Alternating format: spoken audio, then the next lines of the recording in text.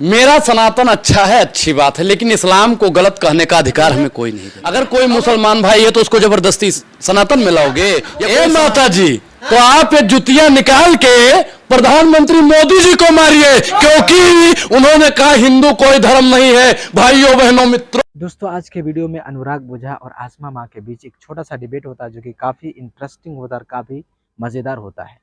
और वीडियो में हम ये भी जानने वाले हैं भगवान रजनीश के बारे में, जिसके बारे में बहुत सारे लोग ये कहते हैं कि ये भगवान थे और बहुत सारे लोग बोलते हैं कि ये भगवान नहीं थे। तो दोस्तों मेरा ये कहना ये है कि अगर वो भगवान है तो भगवान वाली क्वालिटी उनके अंदर होनी चाहिए, या फिर अगर वो इंसान है तो जाहिर सी बात है इंसान वाली क्वालिटी उनके अंदर होगी। तो आइए दोस्तों देखते हैं इसके जवाब में, इसके सवाल में इसका आंसर क्या आता है, क्या ये भगवान थे या नहीं थे। आइए शुरू करते हैं। मेरा सनातन अच्छा है, अच्छी बात है, लेकिन इस्लाम को गलत कहने का अधिकार हमें कोई नहीं देता है। अब आप कहते हो जी ऐसा नहीं, ऐसा है, ऐसा नहीं, ऐसा काहे ऐसा है? भैया, अगर कोई मुसलमान भाई है तो उसको जबरदस्ती सनातन में लाओगे, या कोई सनातनी है उसको जबरदस्ती इस्लाम में ढकेल दिया जाएगा? ऊंचा बोल के सच्चे नहीं हो सकते कि मैंने तुम्हें कहा कि तुम इस्लाम में मत जाओ। अरे सीधा फतवा जारी करो ना कि हाँ भाई हम सनातनी है। नहीं, मैं तो इस्लाम को मानता हूं, मैं इस्लामी हूं। मैंने पहले भैया हमने पहले ही बोला मैं सनातनी हूं, मेरा सनातन अच्छा है, अच्छी बात है, लेकिन मैं इस्लाम को गलत कहने वाला कोई नहीं होता।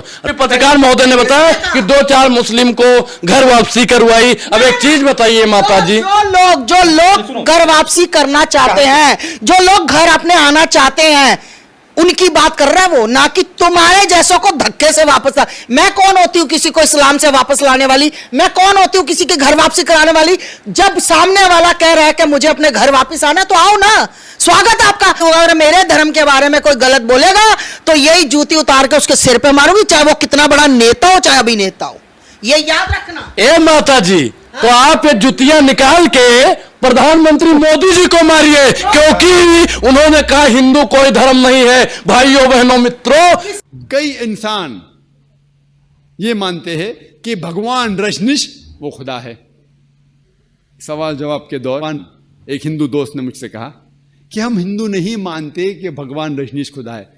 तो मैंने उससे कहा, मैंने कभी भी नहीं कहा कि हिंदू मानते हैं कि भगवान रजनीश खुदा है। मैंने ये कहा कुछ इंसान मानते हैं भगवान रजनीश खुदा है। मैं हिंदू मज़हब की किताब पढ़ चुका हूँ, उसमें कहीं भी नहीं लिखा हुआ है कि भगवान रजनीश खुदा है, लेकिन कई इंसान ये मानते हैं कि भगवान रजनीश खुदा है। आओ हम ये परखें कि भगवान रजनीश सूरह इखलास के 4 लाइन की तारीफ पे उतरता है कि नहीं। सबसे पहला, कुल हो अल्लाह अहद, कहो कि अल्लाह एक है। क्या भगवान रजनीश एक ही है? क्या वो एक ही इंसान है जिसने खुदा बनने का दावा किया? सैकड़ों इंसान है, खुसूसन हमारे इस देश में, हिंदुस्तान में हजारों इंसान कहते हैं कि मैं खुदा हूं। वो सिर्फ एक ही नहीं है। लेकिन अगर कोई रजनीश भक्त कहेगा नहीं वो यूनिक है, वो अलहदा है, ठीक है, हम दूसरे लाइन पे जाते हैं, दूसरे पॉइंट पे जाते हैं। अल्लाह समद, अल्लाह जो बेनियाज है। क्या रजनीश बेनियाज है? हम जब उसकी आत्मकथा या ऑटोबायोग्राफी पढ़ते हैं, उसमें लिखा हुआ है कि रजनीश को डायबिटीज बीमारी थी, डायबिटीज की बीमारी थी। उसे अस्थमा था, उसे रीढ़ की हड्डी में दर्द होता था, बैकएक। आप सोचिए, भगवान को डायबिटीज है, खुदा को अस्थमा है, खुदा को रीढ़ की हड्डी की दर्द है।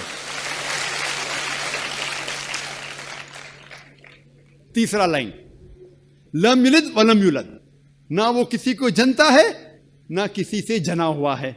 हम जानते हैं कि भगवान रजनीश मध्य प्रदेश में पैदा हुए, उसके वालिद वालदा भी थे, दोनों वालिदैन थे, जो कुछ साल बाद उसके शागिर्द बन गए। ये भगवान रजनीश 1981 में अमेरिका जाते हैं, यूएसए, और वहां स्टेट ऑफ ऑरेगॉन, एक ऑरेगॉन जो शहर है, वहां अपना एक रजनीशपुरम शुरू करते हैं और अमेरिका में हजारों अमेरिकन लोग को बेवकूफ बनाते हैं।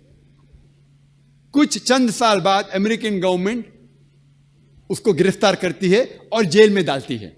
भगवान रजनीश कहते हैं कि अमेरिकन गवर्नमेंट ने मुझे आस्ते आस्ते से जहर दिया।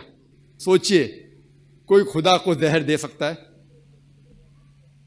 और 1985 में 1985 में अमेरिकन गवर्नमेंट उसको अमेरिका के बाहर निकाल देती है, लात मार के निकाल देती है। फिर से वो हिंदुस्तान में आता है और पूना शहर में अपना जो सेंटर था वहां जाता है। इसे आज की तारीख में कहते हैं ओशो कम्यून। और अगर आप जाएंगे ओशो कम्यून में पूना में, जो रजनीश का एक आश्रम है, वहां उसके कब्र पे, उसके समाधि पे एक तख्ती है जिसमें लिखा हुआ है भगवान Rajneesh Osho never born never died but visit the earth from the 11th of December 1931 to the 19th of January 1990।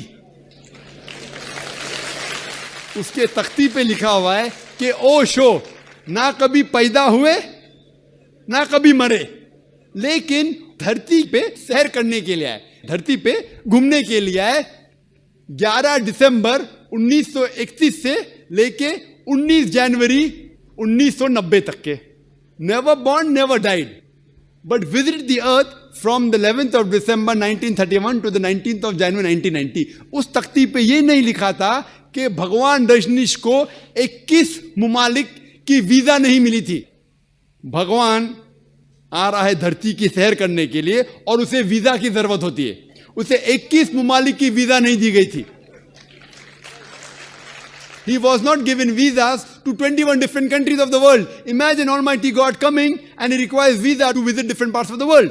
और आर्कबिशप ऑफ ग्रीस के पादरी ने कहा कि अगर आप रजनीश को इस देश से निकाल नहीं देंगे तो हम उसके घर और उसके चेलों के घर को जला देंगे।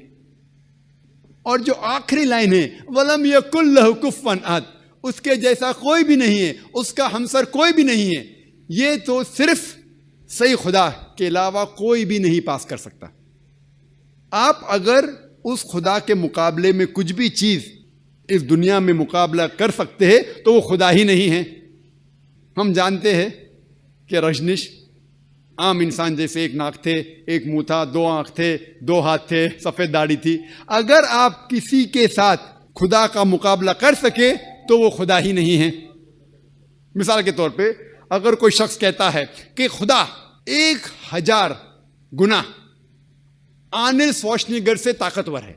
आर्नल्ड श्वार्ज़नेगर का नाम सुने होंगे आपने। आर्नल्ड श्वार्ज़नेगर जिसको लक़ब मिला है मिस्टर यूनिवर्स, सारे जहां में सबसे ताकतवर इंसान, उसको टाइटल मिला था सबसे ताकतवर इंसान आर्नल्ड श्वार्ज़नेगर।